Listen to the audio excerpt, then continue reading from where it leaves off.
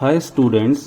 तो आज अपन अपना नया टॉपिक स्टार्ट करते हैं, लोकेशन ऑफ रूट्स। ये जो टॉपिक है वो अपने ऑनगोइंग चैप्टर क्वाड्रेटिक इक्वेशन का पार्ट है।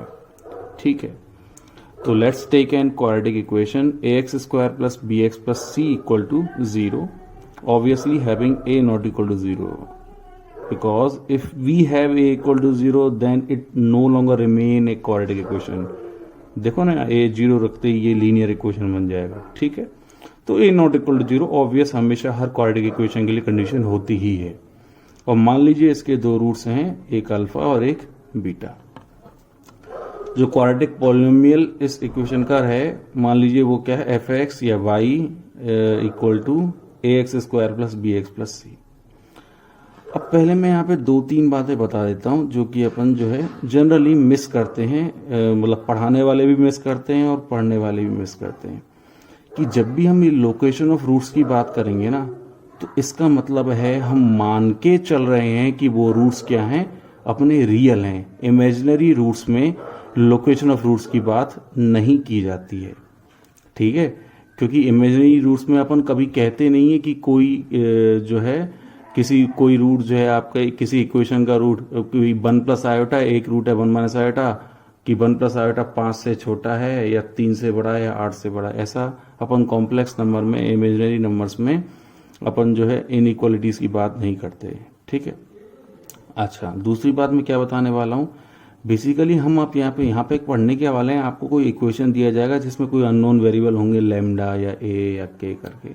ठीक है, और उसमें आपको जो रूट्स हैं ना अपने उस इक्वेशन के, रूट्स के बारे में कोई कमेंट किया जाएगा कि भाई रूट्स सारे के सारे इसके दोनों रूट्स हैं किसी पर्टिकुलर नंबर से बड़े हैं, या एक रूट पर्टिकुलर नंबर से छोटा है एक बड़ा है, या दोनों रूट जो है नेगेटिव हैं कोई पॉजिटिव है। कुछ ऐसी कंडीशन है, रूट्स की लोकेशन के बारे में कुछ कॉमेंट किया जाएगा। तो अपन ये करने वाले हैं इस टॉपिक के अंदर कि बिना उन रूट्स की वैल्यू निकाले उस इक्वेशन में जो भी वेरिएबल हैं उनमें रिलेशन कैसे निकालें, लैम्डा या के या वगैरह जो भी है। ठीक है, अपन एक दो कंडीशन पढ़ते हैं, फिर आपको थोड़ा बेटर समझ में आएगा। अच्छा, यहाँ पे स्टार्ट करने से पहले ही मैं बोल देता हूँ कि मैंने मान लिया है ए ग्रेटर देन 0 है। तो आप ये पूछ सकते हो कि सर ए लेस देन 0 होता तो क्या करते। तो जैसे मान लो -3x square plus 5x plus 8 बराबर 0 ये सवाल आता, तो अपन इसको क्या करते हैं, माइनस से मल्टीप्लाई कर देते, 3x square minus 5x minus 8 equal to 0। ठीक है, तो क्या सर सवाल चेंज नहीं हो जाता?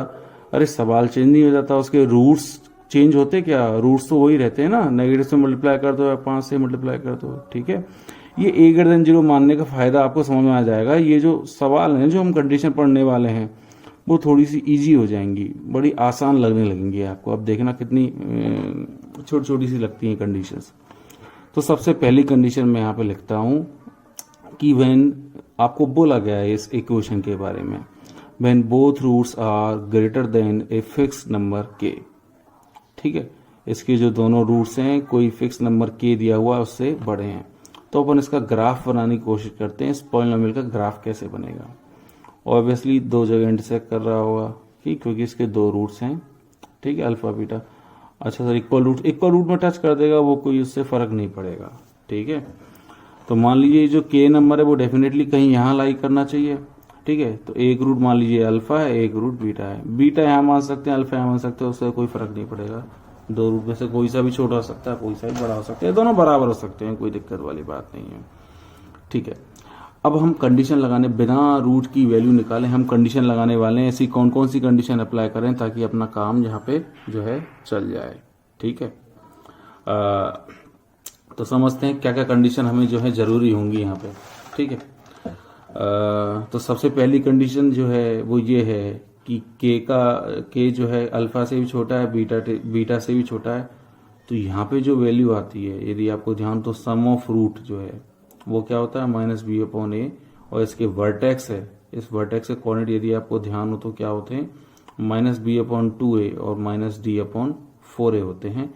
तो इसका एक्स कोऑर्डिनेट जो है वो क्या है, -b/2a। तो अपन कहेंगे कि k is also less than -b/2a, because k is less than alpha and k is less than beta. Okay, दूसरी कंडीशन क्या लगाएंगे, भाई इसके रूट्स रियल हैं तो ऑब्वियसली d ग्रेटर देन और इक्वल टू 0 लगाएंगे।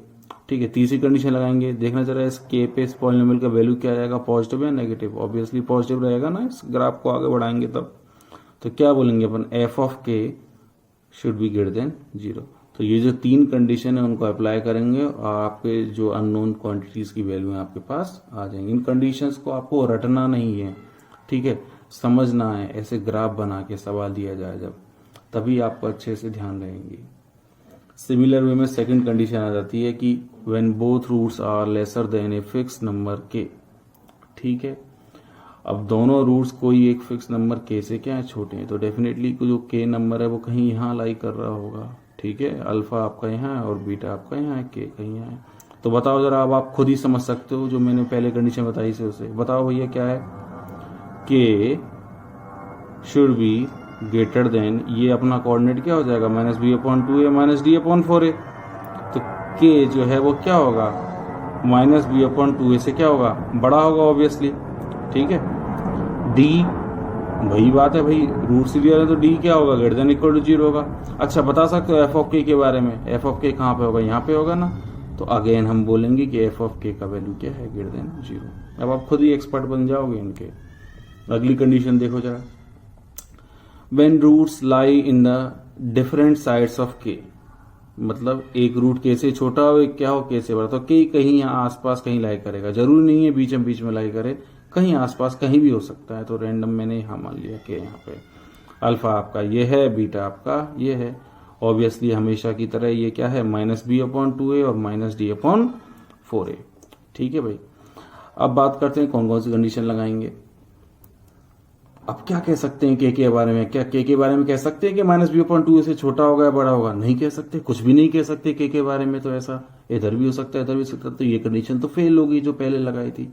अब बात करते हैं D greater than equal to 0 की। क्या D greater than equal to 0 होगा, क्या, हाँ भाई D greater than equal to 0 होगा। लेकिन थोड़ी देर के लिए मेरी बात पे आप विश्वास कर लो कि मैं D greater than equal to 0 को नहीं लगा रहा हूं। मैं अगली लाइन में बताऊंगा कि मैं D greater than equal to 0 को क्यों नहीं लगा रहा हूं। ठीक है, लगा तो कोई दिक्कत नहीं है, लेकिन मैं सोच रहा हूं कि फालतू में जो है लिख के टाइम वेस्ट क्यों करें और आपका ध्यान क्यों भटकाएं।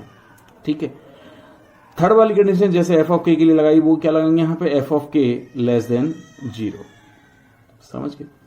अब आप सुनना, मैंने D greater than equal to 0 क्यों नहीं लगाया था। जब मैंने बोल दिया था ऑलरेडी कि एफ ऑफ के, ये जो के है इसका वैल्यू क्या, नेगेटिव है, इसका मतलब ये ग्राफ जो है किसी पर्टिकुलर वैल्यू के पे एक्स एक्सिस से नीचे है। तो एक्स एक्सिस से यदि नीचे ग्राफ की कंडीशन अपन ने लगा दी तो डेफिनेटली इस ग्राफ ने एक्स एक्सिस को कट कर दिया, और कट कर दिया है तो डी क्या हो गया, अपने आप पॉजिटिव हो गया। तो उस कंडीशन को लगाने की जरूरत नहीं है, क्योंकि D greater than equal to 0 already इस कंडीशन के अंदर मर्ज हो चुका है। ऐसे लिख लो, this already include D greater than equal to 0। अब आप में से कुछ पूछ सकते हैं कि सर मैंने D greater than equal to 0 लगा लिया तो दिक्कत क्या, लगा लिया तो कोई दिक्कत नहीं है।